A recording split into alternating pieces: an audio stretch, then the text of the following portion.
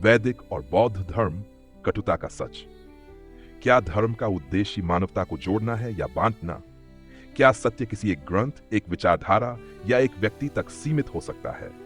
ये सवाल तब और महत्वपूर्ण हो जाते हैं जब हम वैदिक और बौद्ध धर्म के ऐतिहासिक मतभेदों को देखते हैं। दोनों ही परंपराएं भारत की महान बौद्धिक विरासत का हिस्सा हैं, लेकिन इतिहास हमें बताता है कि समय के साथ इनमें कटुता बढ़ी, संघर्ष हुए और यह लड़ाई धर्म से ज्यादा विचारधाराओं की हो गई। वैदिक परंपरा हजारों वर्षों से चली आ रही थी, जिसमें यज्ञ, ब्राह्मणवाद और कर्मकांड की प्रधानता थी।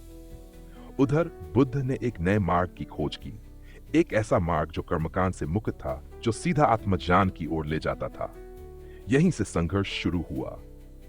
बौद्ध धर्म ने कर्मकांड, वेदों की अंतता और ब्राह्मणवाद की व्यवस्था पर सवाल उठाए।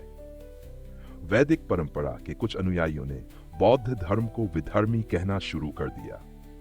राजनीति और सत्ता ने इस संघर्ष को और बढ़ा दिया।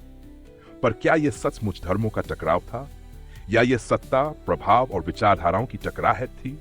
इतिहास बताता है कि कटुता तब बढ़ी जब राजाओं और संस्थानों ने अपने अपने धर्म को राजनीति से जोड़ दिया।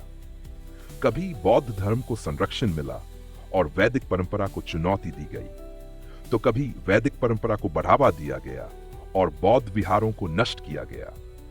लेकिन क्या बौद्ध और वैदिक परंपरा वास्तव में एक दूसरे के विरोधी थे? शायद नहीं, क्योंकि बुद्ध ने कभी वेदों का सीधा खंडन नहीं किया, बल्कि कर्मकांड पर सवाल उठाए। और वैदिक ऋषियों का ज्ञान भी आत्मज्ञान की ओर ही था, वे भी सत्य की खोज में थे। तो फिर यह कटुता क्यों? क्योंकि जब धर्म की जड़ें राजनीति और सत्ता से जुड़ जाती हैं, तब सत्य पीछे छूट जाता है। इसलिए हमें इतिहास को सिर्फ विजेताओं की दृष्टि से नहीं, बल्कि सच्चाई की नजर से देखना चाहिए। संघर्ष को देखने की बजाय हमें समझना चाहिए कि हर विचारधारा किसी न किसी रूप में सत्य की खोज ही कर रही थी। और सबसे महत्वपूर्ण बात, धर्म का उद्देश्य कभी भी लड़ाई कराना नहीं था, बल्कि सत्य की खोज करना था। सत्य को जानना ही सच्चा धर्म है। इतिहास वही नहीं होता जो किताबों में लिखा है, बल्कि वह भी होता है जो विजेताओं की कलम से बचकर लोकमानस में जीवित रहता है। क्या हम सचमुच इतिहास को उसकी सच्चाई के साथ देख रहे हैं? बौद्ध ग्रंथों में कनिष्क को कभी महान संरक्षक बताया गया, तो कभी एक क्रूर शासक। पुष्यमित्र शुंग को बौद्ध धर्म का विरोधी कहा गया, लेकिन उन्हीं के समय में बौद्ध स्थापत्य भी फला फूला। ये विरोधाभास क्यों? क्या इतिहास को राजनीतिक और धार्मिक चश्मे से देखा गया है? क्या हम सच को पूरी तरह समझ पाए हैं? आज आत्ममंथन में हम इन राजाओं की छवि के पीछे छुपे वास्तविक प्रमाणों को खोजेंगे और जानेंगे कि क्या कनिष्क ने सच में बौद्धों पर अत्याचार किए थे? क्या पुष्यमित्र शुंग वाकई बौद्ध धर्म का विरोधी था? क्या विजेताओं ने इतिहास को अपनी सुविधा के अनुसार डाला? सत्य की इस खोज में हमारे साथ आइए। आत्ममंथन शुरू होता है। कनिष्क, इतिहास, प्रमाण और जीवन चरित्र। इतिहास के पन्नों में कुछ राजा ऐसे होते हैं जिनका प्रभाव केवल उनके राज्य तक सीमित नहीं रहता, बल्कि उनकी नीतियां और विचार आने वाली पीढ़ियों को भी प्रेरित करते हैं। ऐसे ही एक सम्राट थे, महान कुषाण सम्राट कनिष्क। वह कौन थे? उनके जीवन के प्रमाण क्या हैं? उन्होंने क्या उपलब्धियां हासिल की और उनका नाम इतिहास में क्यों अमर है? आइए इस ऐतिहासिक यात्रा में गहराई से उतरते हैं। कनिष्क के ऐतिहासिक प्रमाण। कनिष्क के बारे में जानकारी मुख्य रूप से निम्नलिखित स्रोतों से मिलती है: सिक्के एवं इंस्क्रिप्शंस। कनिष्क के नाम पर जारी किए गए सिक्के भारत, अफगानिस्तान, पाकिस्तान और मध्य एशिया में मिले हैं। इन सिक्कों पर ग्रीक, प्राकृत और ब्राह्मी लिपि में लेख मिलते हैं। उनके सिक्कों पर हिंदू, बौद्ध, यूनानी और ईरानी देवताओं के चित्रण मिलते हैं, जिससे उनके धार्मिक सहिष्णुता का प्रमाण मिलता है। रबातक अभिलेख, यह अफगानिस्तान में मिला था और इसमें कनिष्क के साम्राज्य के विस्तार, उनके धार्मिक झुकाव तथा संस्कृत भाषा के प्रयोग का प्रमाण मिलता है। शाहबाजगरी शिलालेख और मथुरा के बोधिसत्व अभिलेख में भी उनका उल्लेख मिलता है। चीनी स्रोत ह्वेनसांग और फाहियान के यात्रा वृत्तांतों में कनिष्क का उल्लेख मिलता है। उनके अनुसार कनिष्क ने चौथी बौद्ध संगीति, फोर्थ बुद्धिस्ट काउंसिल का आयोजन किया था। संस्कृत और पाली साहित्य, महावंश, श्रीलंका में कनिष्क का उल्लेख बौद्ध धर्म के महान संरक्षक के रूप में हुआ है। अश्वघोष रचित बुद्ध चरित और नागार्जुन की रचनाओं में भी उनका नाम मिलता है। कनिष्क का जीवन और उपलब्धियां। राजवंश और प्रारंभिक जीवन। कनिष्क कुषाण वंश के सबसे महान शासकों में से एक थे। उनका शासनकाल ईस्वी से हिशैच ईस्वी के बीच माना जाता है। उन्होंने अपने साम्राज्य का विस्तार गांधार, मथुरा, पंजाब, अफगानिस्तान और मध्य एशिया तक किया। साम्राज्य विस्तार। उनके शासनकाल में भारत और मध्य एशिया के बीच व्यापार एवं सांस्कृतिक आदान प्रदान बढ़ा। उन्होंने चीन, रोम और फारस से व्यापारिक संबंध स्थापित किए। उनकी राजधानी पहले पूर्व आज का पेशावर और बाद में मथुरा थी। बौद्ध धर्म का प्रचार। कनिष्क ने बौद्ध धर्म को बढ़ावा दिया और चौथी बौद्ध संगीति का आयोजन किया। इस संगीति में बौद्ध धर्म के महायान संप्रदाय की स्थापना हुई, जिसने बौद्ध धर्म को एक वैश्विक स्वरूप दिया। उन्होंने प्रसिद्ध बौद्ध विद्वानों अश्वघोष, वसुमित्र और नागार्जुन को संरक्षण दिया। कला और वास्तुकला। उनके काल में गांधार कला का विकास हुआ, जो ग्रीक और भारतीय शैली का मिश्रण थी। मथुरा कला का भी इसी समय उत्कर्ष हुआ, जिसमें भगवान बुद्ध की सुंदर मूर्तियां बनाई गई। कनिष्क ने कनिष्क स्तूप का निर्माण कराया, जो तत्कालीन विश्व की सबसे ऊंची संरचनाओं में से एक थी। ये प्रशासनिक सुधार। उन्होंने शक संवत की शुरुआत की, जो आज भी भारत में एक महत्वपूर्ण पंचांग प्रणाली के रूप में प्रचलित है। उन्होंने अपने सिक्कों पर विविध धर्मों के देवताओं के चित्र अंकित कर धार्मिक सहिष्णुता का परिचय दिया। कनिष्क की मृत्यु और विरासत। कनिष्क की मृत्यु के कारण स्पष्ट नहीं है, लेकिन कुछ स्रोतों के अनुसार उनकी हत्या कर दी गई थी। उनकी मृत्यु के बाद कुषाण साम्राज्य धीरे धीरे कमजोर पड़ने लगा, लेकिन बौद्ध धर्म के प्रसार, गांधार कला और महायान बौद्ध परंपरा में उनके योगदान को आज भी याद किया जाता है। कनिष्क केवल एक शक्तिशाली सम्राट ही नहीं, बल्कि एक धर्म प्रेमी, कला संरक्षक और कुशल प्रशासक भी थे। उनके शासनकाल ने भारतीय संस्कृति, धर्म और प्रशासन को नई ऊंचाइयों तक पहुंचाया। उनकी विरासत आज भी भारतीय इतिहास और संस्कृति में जीवित है। जब भी हम बौद्ध धर्म के वैश्विक प्रसार, गांधार कला या शक संवत का उल्लेख करते हैं, हम अनजाने में ही महान सम्राट कनिष्क को याद कर रहे होते हैं। इतिहास केवल राजाओं की विजय पराजय का लेखा नहीं होता, बल्कि यह उन शासकों की कहानियां भी कहता है, जिन्होंने अपने समय को एक नई दिशा दी। कनिष्क निस्संदेह ऐसे ही एक युग पुरुष थे। यह बहुत दिलचस्प और जटिल विषय है। वास्तव में इतिहास में कई बार ऐसा हुआ है कि किसी राजा की छवि अलग अलग परंपराओं में अलग अलग तरीके से चित्र की गई है। संघरक्षित और कुछ अन्य बौद्ध ग्रंथों में यह उल्लेख मिलता है कि कनिष्क ने प्रारंभ में बौद्धों पर अत्याचार किए थे, लेकिन बाद में वे स्वयं बौद्ध धर्म के अनुयायी बन गए। क्या कनिष्क ने बौद्धों पर अत्याचार किए थे? बौद्ध ग्रंथों में कभी कभी विरोधियों को नकारात्मक रूप में चित्रित किया जाता है। यह बात सही है। कुछ ग्रंथों के अनुसार कनिष्क ने शुरू में बौद्धों को प्रताड़ित किया था, लेकिन बाद में उन्होंने बौद्ध धर्म अपना लिया और इसके महान संरक्षक बने। यह कहानी अशोक के जीवन से मिलती जुलती लगती है, जिनके बारे में कहा जाता है कि उन्होंने कलिंग युद्ध के बाद बौद्ध धर्म को अपनाया। विरोधाभास क्यों है? बौद्ध धर्म के दो प्रमुख संप्रदायों, हीनयान और महायान, के बीच भी मतभेद थे और कनिष्क को महायान बौद्ध धर्म के प्रवर्तकों में से एक माना जाता है। संभव है कि जो बौद्ध परंपराएं महायान से सहमत नहीं थीं, उन्होंने प्रारंभ में कनिष्क को नकारात्मक रूप में प्रस्तुत किया हो। कुछ बौद्ध ग्रंथों में यह भी बताया गया है कि कनिष्क के दरबार में रहने वाले विद्वानों जैसे वसुमित्र और अश्वघोष ने उन्हें बौद्ध धर्म की गहराई समझाई, जिसके बाद वे बौद्ध धर्म के संरक्षक बन गए। ऐतिहासिक दृष्टिकोण से क्या प्रमाण मिलते हैं? कनिष्क के सिक्कों और अभिलेखों में विभिन्न धर्मों के प्रति सहिष्णुता दिखाई देती है, जिसमें बौद्ध धर्म, ईरानी धर्म और ग्रीक देवताओं तक का उल्लेख मिलता है। अगर उन्होंने बौद्धों पर अत्याचार किए होते तो उनके शासनकाल में चौथी बौद्ध संगीति, फोर्थ बुद्धिस्ट काउंसिल, का आयोजन न हुआ होता। उनकी गुप्तचर प्रणाली और सैन्य विस्तार के प्रमाण मिलते हैं, लेकिन किसी बर्बरिक दमन का प्रत्यक्ष ऐतिहासिक प्रमाण नहीं मिलता। यह संभव है कि प्रारंभ में कनिष्क बौद्ध धर्म से सहमत न रहे हों या उन्होंने कुछ कठोर नीतियां अपनाई हों, लेकिन यह भी सत्य है कि वे बाद में बौद्ध धर्म के सबसे बड़े संरक्षकों में से एक बन गए और उनके शासनकाल में महायान बौद्ध धर्म को अत्यधिक बढ़ावा मिला। इतिहास में कई बार किसी राजा की छवि बदलती रहती है और बौद्ध ग्रंथों में जो नकारात्मक चित्रण मिलता है वह संभवतः धार्मिक मतभेदों का परिणाम हो सकता है। हाँ, पुष्युंग का मामला भी इसी संदर्भ में देखा जा सकता है। बौद्ध ग्रंथों में उन्हें बौद्ध धर्म के दमनकर्ता के रूप में चित्रित किया गया है, लेकिन ऐतिहासिक प्रमाणों में उनकी छवि अधिक जटिल और संतुलित लगती है। बौद्ध ग्रंथों में पुष्यमित्र शुंग का चित्रण दिव्यावदान और अशोकावदान जैसे बौद्ध ग्रंथों में कहा गया है कि पुष्यमित्र ने बौद्ध विहारों को नष्ट किया और बौद्ध भिक्षुओं की हत्या की। यह भी कहा जाता है कि उसने बौद्धों के सिर काटने के लिए इनाम घोषित किया था। ऐतिहासिक प्रमाण क्या कहते हैं? पुष्यमित्र शुंग, जिसने मौर्य साम्राज्य के पतन के बाद सत्ता प्राप्त की, उसके शासनकाल में बौद्ध स्तूपों और विहारों का विध्वंस किए जाने की बातें कही जाती हैं, लेकिन सांची और भरहुत के बौद्ध स्तूपों का निर्माण भी उसी काल में हुआ था। अगर वह बौद्ध धर्म का विरोधी होता तो उसके शासनकाल में बौद्ध स्थापत्य का विकास क्यों होता? पुष्यमित्र पर लगाए गए आरोप कितने सही हैं?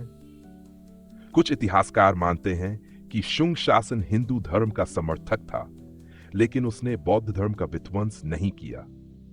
हो सकता है कि किसी विशेष राजनीतिक कारण से कुछ बौद्ध संस्थानों को क्षति पहुंची हो, लेकिन इसका अर्थ यह नहीं कि उसने पूरे बौद्ध धर्म का दमन किया।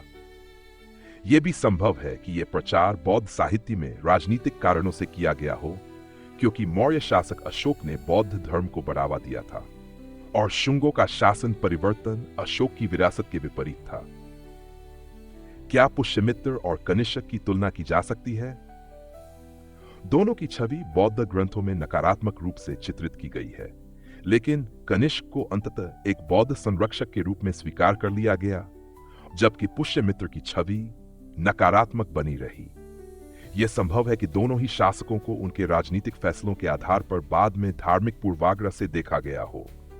कनिष्क ने बौद्ध धर्म को अपनाया और चौथी बौद्ध संगीति करवाई, जिससे उनकी छवि सुधर गई, जबकि पुष्यमित्र हिंदू वैदिक अनुष्ठानों का समर्थक था, इसलिए उसे बौद्ध विरोधी के रूप में चित्रित किया गया। पुष्यमित्र को पूरी तरह से बौद्ध विरोधी कहना कठिन है, क्योंकि उसके शासनकाल में भी बौद्ध स्थापत्य और संस्कृति जीवित रही। संभव है कि उसके शासन में कुछ राजनीतिक कारणों से बौद्ध धर्म को कठिनाइयां झेलनी पड़ी हो, लेकिन यह पूरी तरह से धार्मिक उत्पीड़न नहीं था। बौद्ध ग्रंथों में विरोधियों को नकारात्मक रूप में प्रस्तुत करने की परंपरा रही है, इसलिए कनिष्क और पुष्यमित्र दोनों को ऐतिहासिक प्रमाणों के आधार पर देखने की जरूरत है। कनिष्क एक बौद्ध सम्राट या धर्म विरोधी शासक? विश्लेषण और तर्क संगति के साथ उत्तर। कनिष्क को इतिहास में एक महान कुषाण सम्राट और बौद्ध धर्म के संरक्षक के रूप में जाना जाता है, लेकिन कुछ स्रोतों में उन्हें बौद्ध विरोधी भी बताया गया है। खासकर संरक्षित जैसे बौद्ध विद्वानों ने उनके द्वारा किए गए अत्याचारों का उल्लेख किया है। तो क्या कनिष्क वास्तव में बौद्ध धर्म के लिए एक विरोधी शासक थे, या ये महज ऐतिहासिक मतभेदों और राजनीतिक परिस्थितियों का परिणाम था? आइए इस प्रश्न का एक तर्कसंगत विश्लेषण करें। कनिष्क बौद्ध धर्म के संरक्षक या शत्रु? ऐतिहासिक प्रमाण बताते हैं कि कनिष्क बौद्ध धर्म के एक महत्वपूर्ण संरक्षक थे। कनिष्क ने चौथी बौद्ध संगीति काउंसिल का आयोजन किया, जिसमें बौद्ध धर्म के महायान संप्रदाय को संस्थागत रूप दिया गया। उन्होंने गंधार और मथुरा में बौद्ध कला और मूर्तिकला को बढ़ावा दिया, जिससे आज की बौद्ध प्रतिमा शैली विकसित हुई। उनके शासनकाल में बौद्ध धर्म चीन और मध्य एशिया तक फैला। तो फिर उन पर बौद्ध विरोधी होने का आरोप क्यों? इसका उत्तर हमें बौद्ध ग्रंथों की व्याख्या और राजनीति के जटिल समीकरणों में मिलता है। कनिष्क पर बौद्ध विरोधी होने के आरोप क्यों लगे? कई बौद्ध ग्रंथों में उनकी आलोचना क्यों की गई? प्रारंभिक जीवन में कनिष्क का वैदिक धर्म की ओर झुकाव। कनिष्क की प्रारंभिक नीतियां वैदिक परंपराओं से प्रेरित थीं। कुछ स्रोत बताते हैं कि उन्होंने शुरू में बौद्धों को दबाने का प्रयास किया। बौद्ध संप्रदायों में मतभेद। कनिष्क के शासनकाल में महायान और स्थविरवाद, थेरवाद संप्रदायों के बीच संघर्ष हुआ।